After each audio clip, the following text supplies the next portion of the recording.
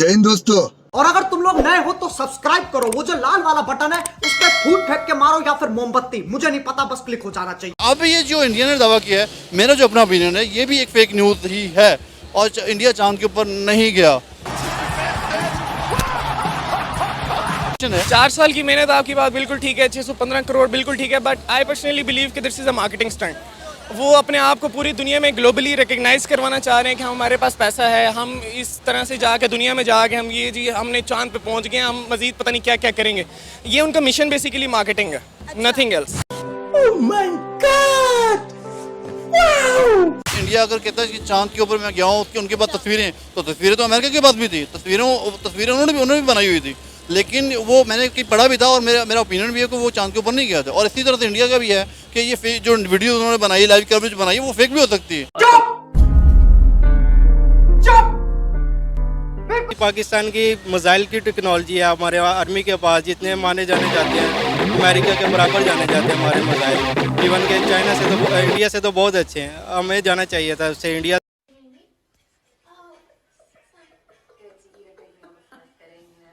से पहले। कल को तो वो कहेंगे जी, इंडिया वाले कहेंगे जी कि हमने अल्लाह ताला के पास भी पहुंच चुके हैं। नाउजुबिल्लाह कैसी बातें कर रहे हैं? देखिए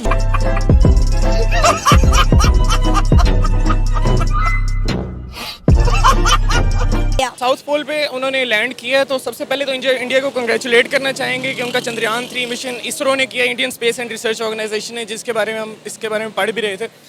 तो इसके बारे में दुनिया को मैं ये समझता हूँ कि बहुत ज़्यादा इसकी इन्फॉर्मेशन मिल सकती है। आई थिंक कि पूरी दुनिया को इसको क्रेडिट देना चाहिए, इंडिया को। इस बजाय मैंने कुछ लोगों को देखा भी है कि इसको क्रिटिसाइज भी किया जा रहा है काफ़ी हद तक, but I don't think that's the proper way to. I think we should congratulate them first of all. First congratulation India. Thanks, love you forever.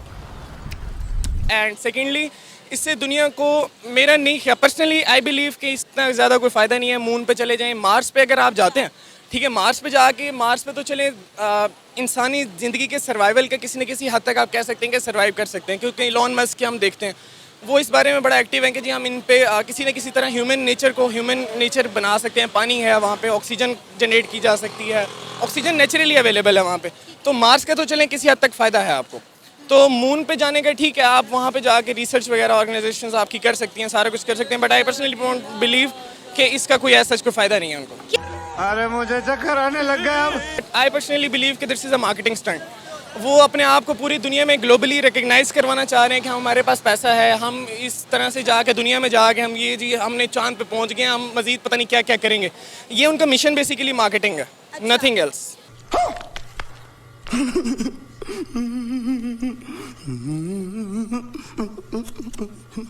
अच्छा, इंडिया चांद पर तो बहुत पहले पहुंच चुका है। अगर आपको लगता है कि ये मार्केटिंग स्टंट है, तो इंडिया तो बहुत साल पहले, चंद्रयान जब 1 लॉन्च किया था, इंडिया तो तब भी चांद पर पहुंच गया था, और चांद पर पानी भी इंडिया नहीं तलाश किया। तो मार्केटिंग स्टंट की मेरा ख्याल है इंडिया को ज़रूरत नहीं है। दुनिया की 5वीं बड़ी इकॉनमी है भाई, इतनी तेज़ी से ग्रो कर रही है, पूरी दुनिया में इंडिया इंडिया इंडिया होता है। तो इंडिया जैसे इतने काबिल और इतनी ग्रेट कंट्री को मेरा नहीं ख्याल मार्केटिंग स्टंट की ज़रूरत पड़ती की।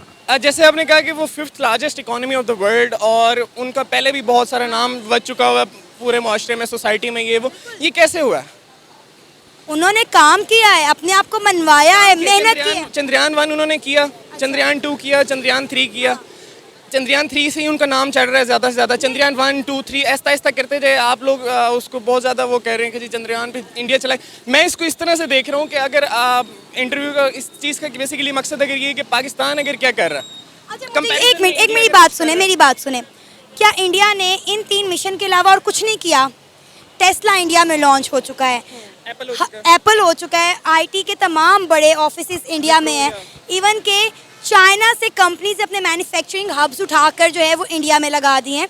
मैन्युफैक्चरिंग बेस जो है वो इंडिया में बन रही है। ऑलमोस्ट चाइना से तमाम फैक्ट्रीज उठ चुकी हुई हैं। तमाम इंटरनेशनल यूनिवर्सिटीज़ अपने कैंपसेस इंडिया में खोल रही है। बड़े से बड़ा इन्वेस्टर इंडिया में आके इन्वेस्ट कर रहा है। आप कह रहे हैं कि इंडिया ने चंद्रयान 1, 2 और 3 के अलावा कुछ नहीं किया। नहीं, आई डेंट से दैट कि इन्होंने बहुत कुछ नहीं किया। ठीक है, इंटरनेशनल ऑर्गेनाइजेशंस आपकी आके इन्वेस्ट कर रही हैं, सारा कुछ कर रहे हैं, और चाइना से उठ के सारे लोग यहाँ पे आ चुके हैं। Just the reason behind this is कि आपकी लेबर सस्ती है वहाँ पे। अगर आपके पास 1.5 अरब की आबादी है, ठीक है, और उसको आपने किसी न किसी तरह यूज़ करना है, उस आबादी को आपने किसी तरह आप चाहते हैं यूटिलाइज हो, उनकी काबिलियत वगैरह जो भी चीज़ें हैं, तो ठीक है, आप उनके पास इस तरह के लोग तो इन्वेस्टर्स तो आएगा। इन्वेस्टर क्या चाहता है बेसिकली, अगर मैं let's say I am an investor, I have $1 million, तो मुझे तो ये होगा ना कि मैं बजाय इसके कि यूएसए से, जर्मनी, रशिया, स्पेन, इधर उधर से मैं करवाने के बजाय काम जहाँ पे let's say hourly rate like $20 per hour है, मैं तो ये चाहूँगा कि यार मुझे $5 पर आवर पे या $2 पर आवर पे बंदा मिल जाए, और काम वही हो रहा है मेरा। देखिए मेरी बात सुने, अपनी आवाम को यूटिलाइज करना भी एक बहुत बड़ा काम है। हम हमेशा इसी बात पर कहते हैं कि भाई इंडिया में तो बहुत ज़्यादा आवाम है, इसलिए इंडिया तरक्की कर रहा है। जितनी ज़्यादा आवाम होती है उसको उतने अच्छे तरीके से लेकर चलना भी उतना मुश्किल होता है। आप देखें कि इंडिया का एजुकेशन लेवल, हमारी मेरा ख्याल है 25 से 30 करोड़ की आबादी होगी, ठीक है, इंडिया की मेरा ख्याल है 1.5 सवा 2 करोड़ की आबादी है। आप मुझे बताएं कि हमसे 25 करोड़ की आवाम नहीं संभाली जा रही, हम इनको अच्छे से एजुकेट ही नहीं कर पा रहे, और इंडिया इतनी बड़ी आबादी को ना सिर्फ एजुकेट कर रहा है, उन्हें रोज़गार के मौके दे रहा है और अच्छा लाइफस्टाइल दे रहा है। मतलब आप इंडिया की सिटीज़ देख लें, ठीक है, मैं यहाँ पे इंडिया की वकालत करने नहीं बैठी, लेकिन मैं रियलिटी बता रही हूँ आपको कि भाई रियलिटी क्या है।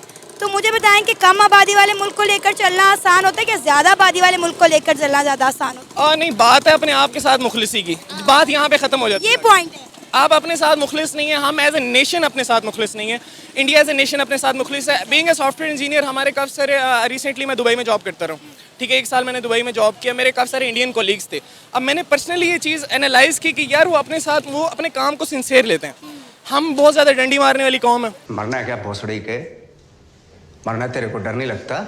ठीक है, तो इसमें हमारी लीडरशिप का भी किसी हद तक बहुत ज़्यादा कसूर है, बहुत ज़्यादा, कि मैं कहूँगा 70 to 80% कसूर लीडरशिप का भी है।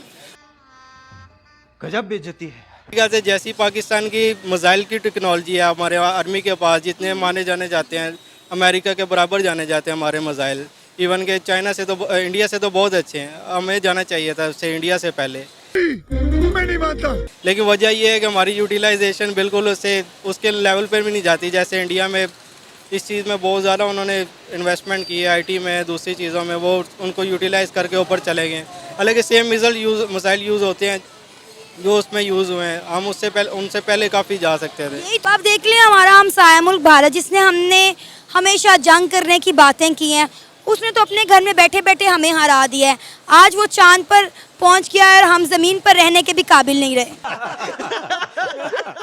कि इससे पहले अमेरिका ने भी ये कहा था कि जी हम चांद के ऊपर पहुंच चुके हैं, और हम पिछली सदी में ही उन्होंने अनाउंस कर दिया था कि हम चांद के ऊपर पहुंच चुके हैं। और अब ये जो अनाउंसमेंट आई है इंडिया की तरफ से कि जी हम चांद के ऊपर पहुंच चुके हैं, इससे पहले थोड़े दिनों पहले, कुछ मंथ पहले इन्होंने कहा था कि जी हम चांद के ऊपर जा रहे थे, लेकिन हमारी जो गाड़ी है, वो जिसके ऊपर जा रहे थे, वो ब्लास्ट हो गई है। लेकिन अब इन्होंने दावा किया कि हम चांद के ऊपर गए हैं, ठीक है। मैं सबसे पहले तो अमेरिका का जो बात करूँगा कि अमेरिका के बारे में मैंने पढ़ के भी रखा है, और मेरा जो ओपिनियन भी है कि अमेरिका ने जो कहा था कि हम चांद के ऊपर पहुंच गए हैं, वो एक फेक न्यूज़ थे, वो झूठ था, वो फॉल्स था, वो कोई उसके अंदर हकीकत नहीं है। वो उन्होंने जस्ट इसलिए कहा था कि हमारा जो एक रोब और एक दबदबा और एक हम सुपर पावर बन जाएं, और हमारा जो पूरी दुनिया के ऊपर हो जाए कि इतनी टेक्नोलॉजी में एडवांस हो गए हैं अमेरिका कि वो चांद पे पहुंच चुके हैं, ठीक है। और लेकिन वो फेक न्यूज़ थी। अगर वो वाकई चांद के ऊपर गए थे तो उनके पास कोई प्रूफ होना चाहिए था, उनके पास कोई वीडियोस, कोई ऑडियोस, कोई पिक्चर्स होने चाहिए थे। कुछ 1-2 पिक्चर्स उन्होंने बनाई, लेकिन वो पिक्चर्स फेक भी हो सकती है, वो तो कोई भी एडिट करके कुछ भी बना सकता है, कोई भी बैकग्राउंड दिखा सकता है। अब ये जो इंडिया ने दावा किया है, मेरा जो अपना ओपिनियन है, ये भी एक फेक न्यूज़ ही है, और इंडिया चांद के ऊपर नहीं गया है। अब आप कल को तो वो कहेंगे जी, इंडिया वाले कहेंगे जी कि हमने अल्लाह ताला के पास भी पहुंच चुके हैं। नाउज़ुबिल्लाह, कैसी बातें कर रहे हैं? देखिए, वो भी एक ऐसी कायनात में एग्जिस्ट करती है ना। वो कल को कहेंगे जी कि हम जो आपकी जो मुसलमानों को कहेंगे कि कल जो हमने आपकी जो जन्नत है वो भी हम देखे, सैर को सपाटा करके आ गए हैं। मे भी हम ना भी चाहें तो, लेकिन हमने देख लिया, आपसे पहले देख लिए, ठीक है। वो भी एक जगह पे है, वो एग्जिस्ट करती है। वो बेसिकली वो भी फेक में नहीं, हवाओं में नहीं है कि जन्नत है या नहीं है, या अल्लाह ताला है या नहीं, वो भी एग्जिस्ट करता है। अरे कहना क्या चाहते हो? खत्म, bye bye, tata, good bye.